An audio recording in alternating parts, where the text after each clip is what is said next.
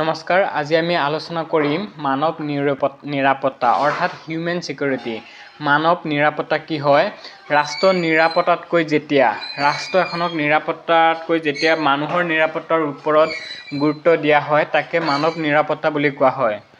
মানুহৰ নিৰাপত্তাৰ বাবে যেতিয়া কাম কৰে চৰকাৰে আৰু মানুহৰ নিৰাপত্তাৰ বাবে যেতিয়া বেছি গুৰুত্ব দিয়ে ৰাষ্ট্ৰৰ নিৰাপত্তাতকৈ, তেতিয়া সেইটোক আমি মানৱ নিৰাপত্তা বা হিউমেন সিকিউৰিটি বুলি ক'ব পাৰোঁ।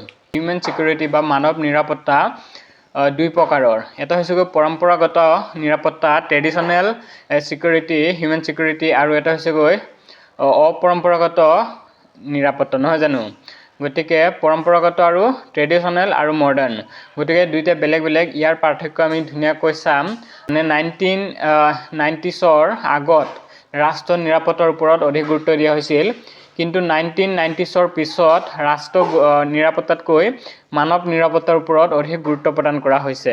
যেনেদৰে বেমাৰ হওক, কোনো ধৰণৰ মহামাৰী আহিছে বা দৰিদ্ৰতা, এইবোৰ হৈছে তোমাৰ মানৱ নিৰাপত্তা মানে ভাবুকিৰ সৃষ্টি কৰে যিবোৰ, আৰু যাৰ বাবে আমি মানুহক নিৰাপত্তাৰ প্ৰয়োজন হয়। যিটো মানে ভয়ে থাকিব লগা হয়, তাৰ ভয়ৰ পৰা যেনে সন্ত্ৰাসবাদী, পৰম্পৰাগত আৰু অপৰম্পৰাগত নিৰাপত্তাৰ মাজৰ যিটো ডিফাৰেঞ্চ আছে সেইটো আমি চাম এতিয়া। পৰম্পৰাগত নিৰাপত্তাত কি কৰা হৈছিল? ৰাষ্ট্ৰৰ সুৰক্ষাক মানে অধিক গুৰুত্ব প্ৰদান কৰা হৈছিল। যেনে মিলিটাৰী বেছ, তোমাৰ মিলিটাৰীৰ ওপৰত অধিক টকা খৰচ কৰা হৈছিল বা মিলিটাৰীৰ ওপৰত বেছি গুৰুত্ব দিয়া হৈছিল, যাতে ৰাষ্ট্ৰৰ চাৰিসীমা যাতে কোনেও তোমাৰ লৈ যাব নোৱাৰে, তাৰ বাবে ৰাষ্ট্ৰখন যাতে ভালে থাকে, ৰাষ্ট্ৰ সুৰক্ষা দিবৰ বাবে মিলিটাৰীৰ ওপৰত অধিক টকা খৰচ কৰা হৈছিল। আৰু ৰাষ্ট্ৰখনক সুৰক্ষিত ৰাখিবৰ বাবে, নিৰাপত্তাকৈ ৰাখিবৰ বাবে চেষ্টা কৰা হৈছিল। কিন্তু 1990sৰ পিছত যিটো মডাৰ্ণ সিকিউৰিটি হয়, হিউমেন সিকিউৰিটি, মানৱ নিৰাপত্তা আছে, মানৱ নিৰাপত্তাত গুৰুত্ব দিয়া হৈছিল দৰিদ্ৰতা, বেমাৰ আজাৰ, মহামাৰী যেতিয়া আহে তেতিয়া বহু লোকৰ মৃত্যু হয়।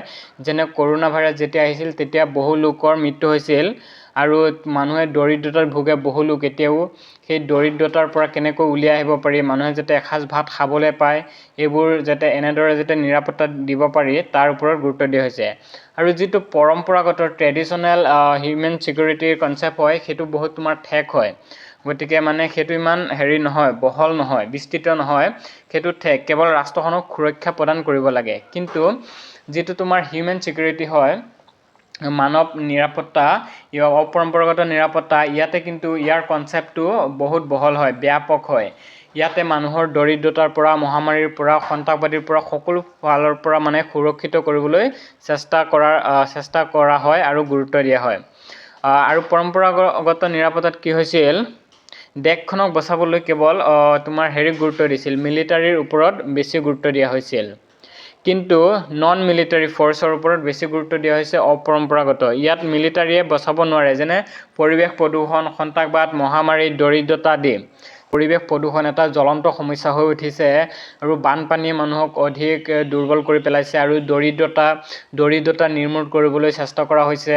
ইয়াতে মানুহৰ আৰ্থিক স্থিতি যাতে ভাল হয় তাৰ বাবে চেষ্টা কৰা হয়, আৰু মানুহে যাতে এসাঁজ এটলিষ্ট খাব পায়, যাতে মানুহে যাতে এসাঁজ ভাত খাব পায় ভালদৰে, তাৰ ওপৰত গুৰুত্ব দিয়া হৈছে।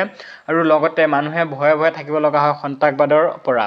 সন্ত্ৰাসবাদে বহু লোকক মৃত্যুমুখত পেলায় আৰু বহু লোকক হত্যা কৰে।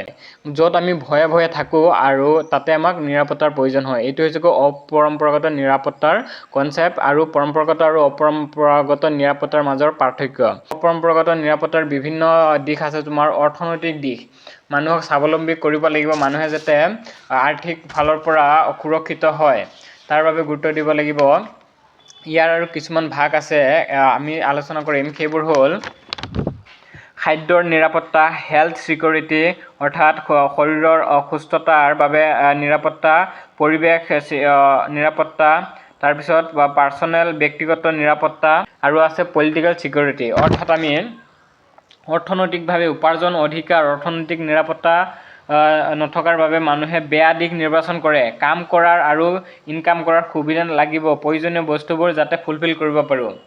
বহুলোকে ইনকাম কৰাৰ অৰ্থাৎ উপাৰ্জন কৰাৰ পথ বিচাৰি নাপায়, যাৰ বাবে সন্ত্ৰাসবাদত বা বেয়া কাম চুৰ ডকাইত সেইবোৰ কৰিবলৈ আৰম্ভ কৰে। সেয়েহে আমি যাতে নিজৰ যিখিনি প্ৰয়োজনীয় বস্তু ফুলফিল লাগে, যিবোৰ আমাৰ নিডছ আছে, ৱান্টছবোৰ আছে, আমাৰ প্ৰয়োজনীয় বস্তু যাতে আমি নিজে আনিব পাৰোঁ, তাৰ বাবে আমাক এটা ভাল উপাৰ্জনৰ পথ লাগিব, নহয় জানো? আৰু 2 নম্বৰতে হৈছে গৈ খাদ্য নিৰাপত্তা। বহু লোক এনেকুৱা আছে দৰিদ্ৰতাৰ ফলত দুবেলা দুমুঠি ভালদৰে ভাত খাব নাপায়।